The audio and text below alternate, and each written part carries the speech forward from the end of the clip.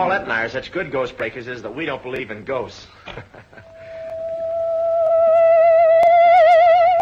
Or do I?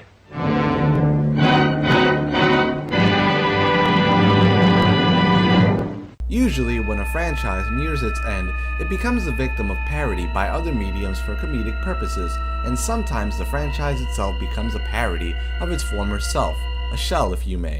This has been an issue far too common in the horror genre. After a film reaches its peak and becomes stale, either it becomes comedic, reboots itself, or it simply dies. The zombie subgenre is no exception to this rule.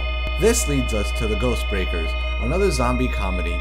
Zombies weren't fully understood or fleshed out at the time, so the only thing Hollywood had to work with was voodoo zombies, and when your understanding is so limited, there's only so much you can do before reaching a dry spell of creativity, and when that happens, parody and comedy ensues. The Ghostbreakers tells the story of comedic star Bob Hope and his friends who travel to Cuba to deal with inheriting a dead relative's house, which just so happens to be haunted, of course. With this little detail out of the way, our gang finds ghosts, encounters monsters, and aggressive zombies as they try to stop Hope and his friends from finding the mansion's treasure and a way off of the island.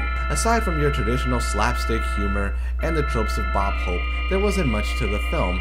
That's not to say that it was bad, but instead it was more of a rushed attempt to do something with a genre that Hollywood wouldn't properly understand for almost another 30 years to come. Join us next time as our tour takes the shuffling dead to Broadway of all places.